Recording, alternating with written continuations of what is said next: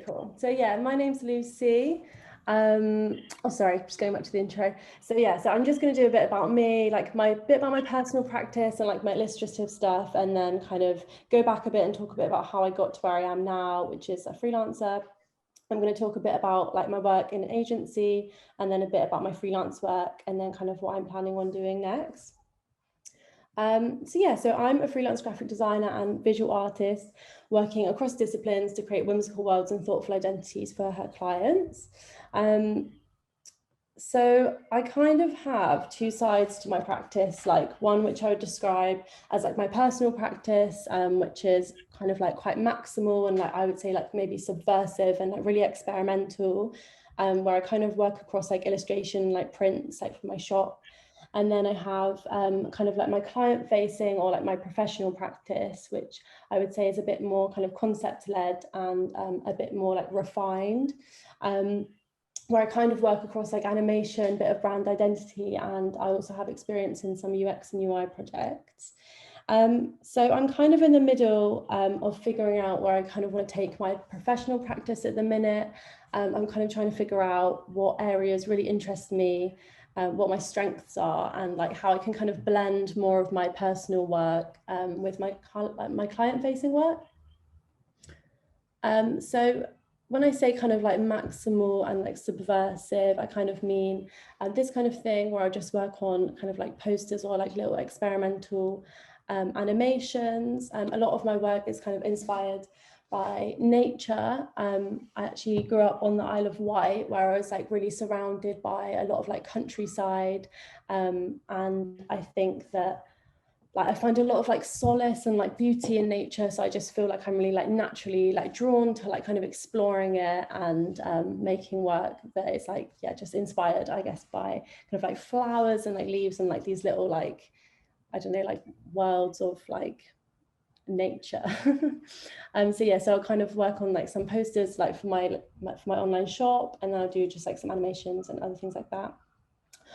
Something else that kind of really heavily influences my personal practice is kind of going to galleries and museums. I love like looking at art and paintings. And I often like find it quite interesting to kind of explore the relationship between design and art. And I often find that kind of art within the design world is kind of always represented in quite like a minimalist way. Or like advertised in quite like a minimalist way, but I've always been quite interested in kind of like disrupting this and presenting it in like almost like a maximal way, and like kind of pulling out quite a lot of like the narratives that go along with the different like paintings, and making that kind of like the center of the kind of like advertisement, I guess. However, I think this, I guess like it's a bit of like a faux pas. I'm not really sure, maybe you guys can like give me some opinions on what you think, but I haven't actually worked on any like cultural live briefs. I always thought in uni that I would like work within the cultural industry, but I guess that just my career is like taking a bit of a different path. So yeah, like sometimes I'll make work which is just inspired by something that's kind of like happening in my day, or like something that interests me, or like a cultural happening. But like quite often my work will just be like a purely like kind of experimental outlet. And I find that with when I'm experimenting, I kind of get to know all of the tools that I'm using kind of day to day really well. I find that my eye for design kind of really improves. And I find that I'm able to make design decisions quicker when I'm working on client work, when I've like done all this experimentation kind of beforehand. So all of my personal work really like helps me to kind of like elevate and inform my like professional practice. And yeah, I guess this is just kind of what like I guess the inside of my brain looks like. This is just a kind of a collection of my different like little personal posters and work. So yeah, I'm just going to go back a bit now and just speak about how I got to where I am now. So I studied at Manchester School of Art. I studied graphic design. So I graduated in 2018, and like in my second year, I interned at an agency called Digital Fairy, which is actually, they're on Mare Street, which I think is like near your office, is that right? Yeah. Yeah. So So after I graduated, I got a job as a design assistant at the Digital Fairy, and like shortly after I was kind of promoted to junior, and then like within this kind of time, my kind of personal practice was like really born out of like the frustration of like working to like with like brand guidelines and stuff like that.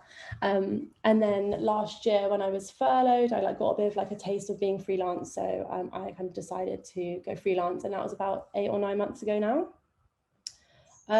So this is some of my uni work. I just put this in here because I think I guess it's like just to show that like I guess I've always had this like strong style, which I like didn't really feel I didn't really feel like it fit into really any of the design categories that we were really being taught about. I didn't really feel like it's definitely like not modernist or minimalist. I didn't really feel like it fit into the ad world. I didn't really think it was refined enough for a studio either. But I definitely always like kind of knew that I really liked making work in the way that I did. And I think like as much as my tutors would like kind of tell me to like not have a style, I was like always like quite determined to like make work that I liked, and like I was like really determined to like forge a career making the work that I liked in this way. So yeah, so as I said, after I graduated, I got a job at the Digital Fairy, and when I first started, I was working on a lot of in-house projects like kind of digi merch, which is like kind of like t-shirts and stickers and like posters and that kind of thing. And then I eventually got to kind of work on some of the like in-house projects, like the trend reports. And I always really liked working on these because I would kind of get to work on like the identity for the whole thing. So I'd create like the lockup, and then I'd design all the artwork. I'd design like the report itself, and then I'd always like make these little promotional assets to go on socials. Across this time, I was kind of like learning to animate, and kind of like got given more and more of these like in-house projects, which again I just really enjoyed, because again I kind of work on like the little lockup and like make a little kind of identity for each kind of like happening or like the thing that they wanted to promote. And I guess this is where I kind of get the idea that I work on like little worlds for projects, because for me like these all feel like they like live in like really different worlds. And yeah, hope like that doesn't come across like as a bit weird, but that's kind of what I think. So yeah, so then I was promoted to a junior designer, and this is like one of my first projects I worked on, and I was like kind of like the lead designer, and it was something I was really proud of at the time. So it was like a social campaign for free period stories, which was the free periods movement, which you may have heard of, run by Amika George, just really amazing kind of like student activist. And the campaign was really like about kind of sharing embarrassing period stories to kind of like remove the shame and stigma around them. So like the design idea was kind of to represent like the interconnected systems of like a period cycle through these like really abstract and colorful shapes.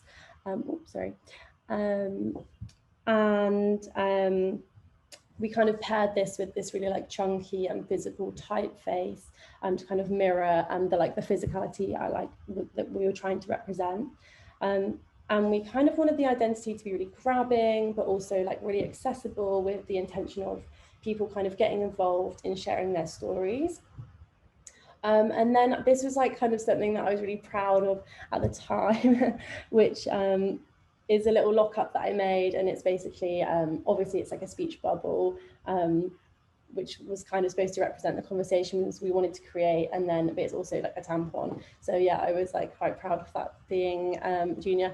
But like, I think obviously my design kind of abilities have like come on quite a bit since I made this, but anyway. Yeah, so then, so the last project I worked on at Digital Fairy was this brand identity for a brand called Top Cause, and they're like a beauty brand who kind of want to like reclaim skin conditions. So we kind of wanted to create something that had this sense of like new nostalgia, and we did a lot of research into kind of like 90s and noughties magazines, and kind of like tried to adapt like the typography to match this. like some of the shapes we created, we kind of wanted to feel like they were taken from like a little like magazine sticker pack, or like those little stick-on earrings that you could get when well, I remember getting those when I was little.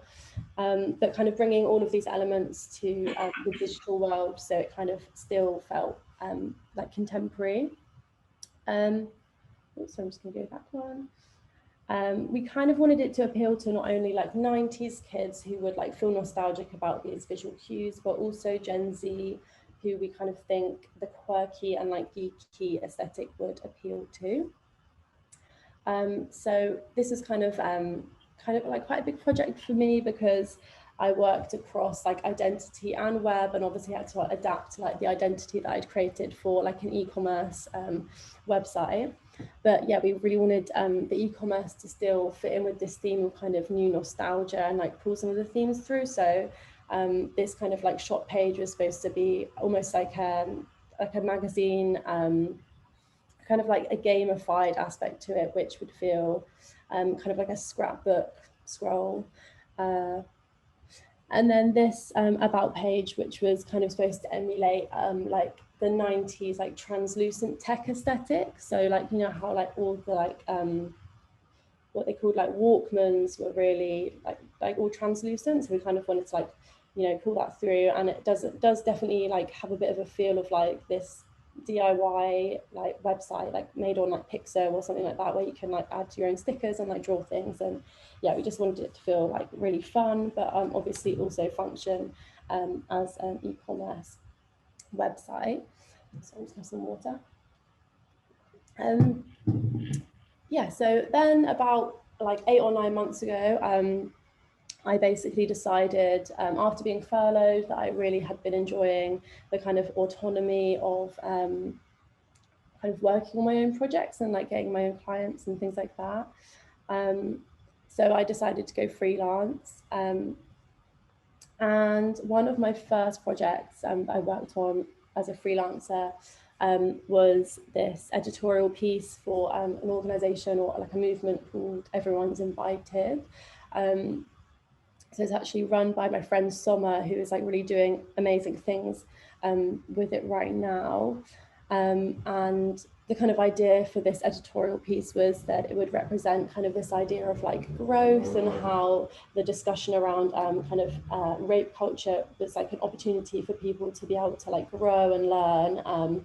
So that's like, again, like kind of like the DIY aesthetic that we wanted to feel like accessible. We also kind of, so there's obviously a few different versions that we worked on, and there was like another element of kind of this sense of like equality and balance, which is like that last one on the end. And like the type lockup, I really wanted to feel like really strong and intentional, but also kind of like educational. So yeah, so that was kind of the first thing I worked on when I had gone freelance. I recently, well, this isn't recently, sorry, this is Christmas, but I just put this in here because I think they're kind of like fun, and there's not really too much kind of concept or really like that much thought behind these. They're just like fun little kind of attention grabbing projects that I did for MTV, and they're kind of just like kind of, they needed to be like attention grabbing and like graphically like quite interesting. So yeah, that was just kind of a little fun project that I worked on. So this is one of my favorite projects that I've worked on. And I think that the reason why I enjoyed doing this so much was that it was like one of my first projects when I got freelance again, and I just kind of come out of agency where like there wasn't really that much time to really think through concepts in a really like, you know, in a really thought out way. And I think one of like the things that I actually did get from uni is that like concept is obviously really, really important. And they almost like pushed that over kind of like the visual side of kind of projects. So yeah, so I think, so this was kind of, this is like Irish Cream, and it was a vintage antique and woodwork store. So my idea for this was just to create this really kind of recognizable mark for the brand. And the mark is kind of supposed to represent like almost like the physicality of an object, but like in a generalized sense. So it's just like a hard edge shape that could essentially represent kind of the edge of a table, or like the top of a lampshade, or like, I don't know, like a handmade candle. So I also wanted to kind of tie in the brand mark into like the Irish heritage of the owner, with like using this kind of shamrock shape, and just create something that I felt was kind of like unique and ownable to the brand. And then kind of with the typography, I wanted to like reflect the mixing of like both vintage and contemporary eras, is it? I don't know, in the shop's offering. So yeah, so I just like really like the color palette that I used for this. I just think it's like just works really well in a sense, because it like kind of mixes, as I said, kind of this like idea of like the vintage, but also like the contemporary side to the kind of shop's offering.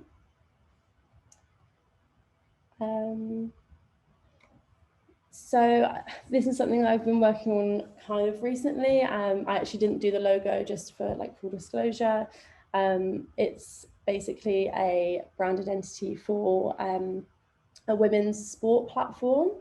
And I basically wanted the brand identity to feel like inherently kind of sporty, and designed a few kind of motifs that like feel like, you know, when you're like kind of playing the game, you're getting like this sense of like movement, and markings like, you know, getting scuffed, like maybe like the texture of like the AstroTurf, or I guess like the almost like even the bird's eye view of maybe like the pitch or the track, just like things that feel kind of just like inherently sporty, but also I wanted the identity to feel still quite like grassroots and accessible, and like matched kind of like a almost like a quite unusual typeface, I guess, that's not like too generically sporty, but yeah, something that still feels kind of like fresh and contemporary.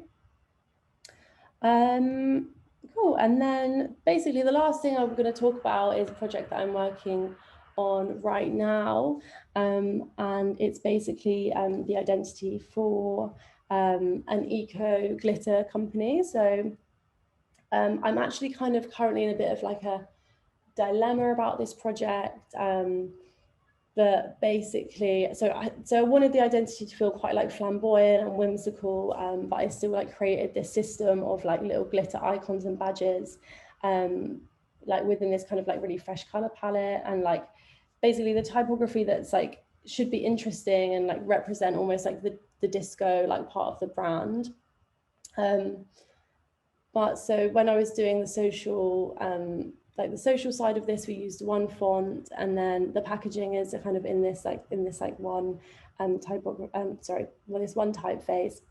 And then when we came to do the website, which I've just been working on, we basically decided to not use the font that we've been using before, because just for like SEO reasons, it was just really unclear, and so there's a bit of a disconnect now. So I'm a bit like, I don't know whether to just kind of get rid of this font from the brand identity, although I really like it, or try to like integrate, but then there's like 3 different fonts going on. So yeah, I'm not really sure what to do. I'm not really sure what I want to do, but maybe you can like give me some, I can like ask you what you think at the end, and you can like tell me what to do, basically. So that's, yeah. So, oh, sorry, just also to mention, I worked with a packaging designer on this. Like, I don't really have much experience in packaging, but I actually like really like the packaging for this project. I think it looks really like cute, and like it works really well. So yeah, so then obviously I've just been, this is like just in development at the moment. So yeah, just wanted it to feel like quite like a fun shopping experience again, but also like, yeah, represent like the brand in like a fun way. Cool. So that's kind of the end of my talk. But I'm just going to say what I want to do next. I know, like, I feel like some people are quite like private about like their goals, but I like always like quite like openly speak about things I want to do. So I'll just like say, so basically the things I want to do next are, I'd love to do like design for like a cafe, restaurant, or like a shop, or like an art space or something like that. Like I would love to do something like that. Like ideally, like it would be in kind of like my style, but I don't really know like if anyone would employ me to do that. But you know, you never know.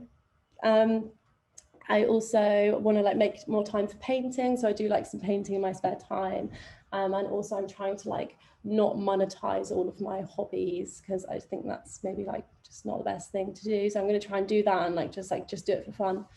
I also want to open my shop back up with like my new prints that I've been working on, and then I kind of want to figure out what I want to focus on design wise. So I kind of like, as I said, like have like a really broad range of like different things that I like to do. But I kind of want to like hone in my practice and like figure out like where I want to take it. And then I'd also like love to do, like I've been doing a few workshops, so I kind of want to get a bit more involved in design education and do like more workshops and things like that, as you know, we were kind of hinting at before, like I did always feel a bit like dismayed by my design education, so I'd love to like kind of get more into that and like give back. So yeah, so that's me. So thanks so much. Thank you so much. Thank you. We've been having drilling going on beneath the studio, so it's like every so often there's just like this awful, really loud sound. So I'm really sorry if while we're chatting that happens. We keep going on mute, like on and off, because it's just like it's so annoying. Oh really? Oh, I didn't even realise. I didn't realise. That's fine. Yeah, thanks everyone for listening. How long was it? It was like 20 minutes. I think that's okay. Yeah, no, great. Absolutely perfect. Thank you so much for that.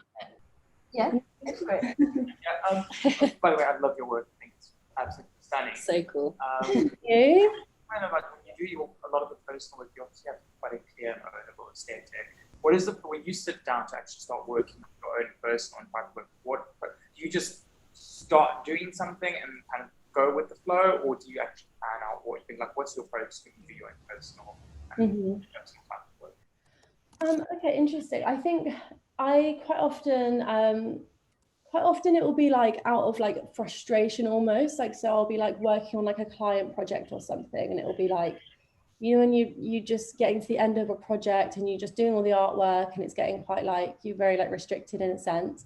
I just kind of feel like I want to just like create something like and just use like the tools, but just like do something like just, do you know what I mean, just go crazy kind of. So yeah, I do tend to just like sit down and just kind of do whatever comes to mind, and like I'll try and like use like so many of like the different tools just like to experiment kind of thing. So yeah, but I guess like also like if I'm like inspired by something in particular, that will like come from that. But yeah, I don't really tend to plan any of my like professional stuff. I'm sorry, my personal stuff. Do you think you would have approached the design industry, or approached it a different way, or tried to go for a different job potentially? Or, I don't know, be interested in kind of students, if you'd had a different kind of experience at uni? Do you think you're going down your path because of that kind of a bit like frustration that you're going where you want to, or do you think you would have done that regardless? Yeah, like quite possibly. I do think that I like I'm a bit like rebellious in a sense, and I was just like, I'm just gonna like do exactly the opposite of what you're telling me to do, because I think what you're doing is irrelevant. Do you know what I mean? Like, so maybe it's a bit irrelevant. And as I said, like, yeah, I always thought I would go into like cultural design, and before I started working at DigiFairy, I wanted to intern at All Purpose Studio. I think it's called now, All Purpose. And obviously that style is just like so different to what I have now, but you know, it's difficult to say. Maybe if I'd probably interned in a different studio, I think that probably quite a lot of my work would look a lot different than it does now. But I don't know, I feel like I make work that's authentic to me. But I also think like your work is so unique, and it's almost like a breath of fresh air, like when so often like I feel like nowadays like it's really common for design to like you to see a lot of design that's like trying to strip things back and trying to choose sophisticated, like sort of pared back color palettes and like trying to be more minimalist. And it's like, it's just so nice to see someone just being purely maximalist, and that is great. So I think like that's a real positive, like out of that experience, that's actually what's made your work what it is now, which is almost putting you in an even more like unique position to carve out your own practice as like that thing that's yours. Thank you. Yeah, that's actually really nice to hear. Yeah, I guess so. I think I always try and like refine my work. I know I'm trying to refine my work at the minute because I think, and maybe, I don't know, like I just, it's just like the norm, I guess, to want to be like really like sophisticated and refined, but just like naturally I feel like I can't do that. So what do you actually use to make your work? Like what programs? What, as in just like my posters and stuff? Yeah, and like the animations and stuff. Like, is it a combination of stuff that you like? You draw the flowers in one thing and then take it into another thing, or whatever. Yeah, so I usually just use Illustrator and what's it called, After Effects. Yeah. Animate. Do you know what? Yeah, because I'd love to like learn a bit of like 3D and stuff, but I don't know if that's a bit too far. I don't know. Is it ever too far? Don't learn it like, in summer and now works it. Yeah. He's a 3D though. Oh, yeah, I'd love to learn a bit of that. I don't know, but then it's like, oh, should I just focus on what I already know? Yeah, I know. I was kind of saying this to Toby actually the other day. It's like, I feel like now it's like designers are expected to do everything, and I was having like a bit of a internal conversation, like being like, do I need to know everything, or like a little bit about everything, or is it okay that I'm just like doing my thing and just doing that? Like, yeah. I think with those things, it's like, it's not that you want to use like 3D, it needs to be. And I suppose with the 3D stuff as well, it's like there needs to be a purpose behind why you're doing it, in terms of, do you think take the work that you're doing now, so the animation work, and bring it on to the level? Yeah. Because I think with 3D, it's so like complex that it's not one of those things that you, like, obviously After Effects is also complex in its own way, but I find After Effects is more like intuitive than 3D work. So it's like, but if there's like a certain thing that you think, oh, this would be really boosted by doing 3D, it's such a good like doorway to going into 3D when you work out to do a specific thing, and then if you like it, you kind of go more. Yeah. Because also, sorry, just there are a couple of your animations that like almost alluded to that like 3D world, like the way that you were navigating through it, and it's like it did make me question like what it was made in. And I think like that in itself is kind of nice, that like you're still getting that effect, but you're doing it in a way like using a tool that you already know, and you're cheating the system. Yeah. It's After Effects. It's like basically like cameras. So you like use a camera to like go through like the 3D. That's it. Yeah. So yeah, it's like a specific thing, but it's just on After Effects. Yeah. This is good. Cool. Something to do with it. Yeah. It's really fun actually. You should have a go. Yeah. See, it was literally about After Effects that I was talking to Toby about, being like, do I need to know it? It's good. Once you get like the head, I think, as I say, it's more intuitive. I actually don't think it takes that long to pick up. Yeah. Well, I've used it with it. Yes, you don't have to be like incredible at it. Yeah. It's like, I think it's definitely that's always fun. Yeah. It's always fun to change around different software. Yeah, it's true. Well, unless anybody else has any sort of final questions or anything, then then we're probably sort of good to finish up. Yeah, so nice to chat to you all too. Thank you.